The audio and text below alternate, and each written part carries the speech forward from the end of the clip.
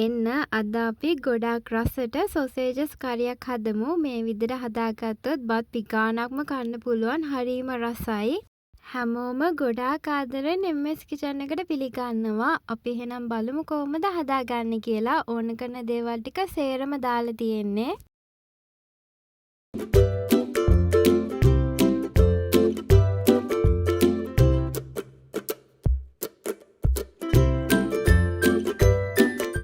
ලිපේ තියෙන භාජනයට තෙල් දාලා තියෙන්නේ. තෙලට මුලින්ම දාගන්න කොටාගත්ත සුදු ලුණු. ඊට පස්සේ කරපිංචා අමු මිරිස් බීලුණුත් දාගන්න.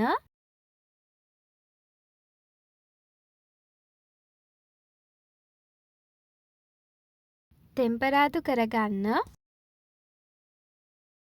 මිරිස් කුඩු තේ හැන්දක්, අමු 3-5 තේ හැදි භාගයක්, කහ කුඩු තේ හැදි කාලයි. ඊට පස්සේ දාගන්න ඔයාගේ රස අනුව ලුණු කුඩු.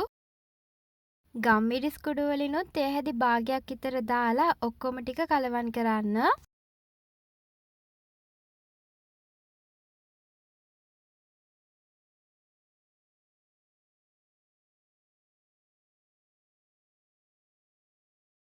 සොසේජස් ටික දාගන්න ඕනේ. පොඩි කෑලි වෙන්න කපාගෙන අරන් තියෙන්නේ. ඔයා කැමති හැඩයකට කපා ගන්න පුළුවන්.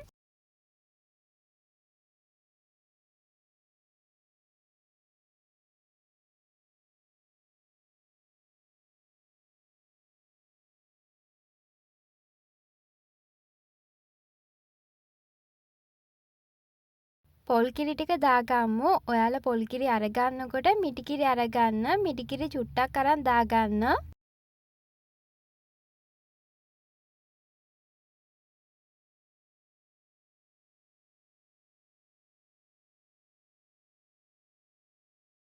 කරිය නටාගෙන එද්දී අන්තිමටම දාන්න ඕනේ බැදපු 3-5. බැදපු 3-5 තේ හැදි භාගයක් විතර දාලා ඔක්කොම ටික කලවම් කරන්න.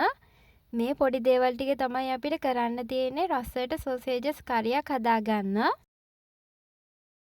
ඔන්න දැන් අපේ සොසේජස් කරිය වැඩ සම්පූර්ණයෙන්ම ඉවරයි. මේ සොසේජස් කරිය හරියම රසයි. ගෑවුන තැන කන්න පුළුවන්. ඔයත් අදම සොසේජස් මේ විදිහට හදලා බලන්න. පුදුම රසක් තියෙන්නේ.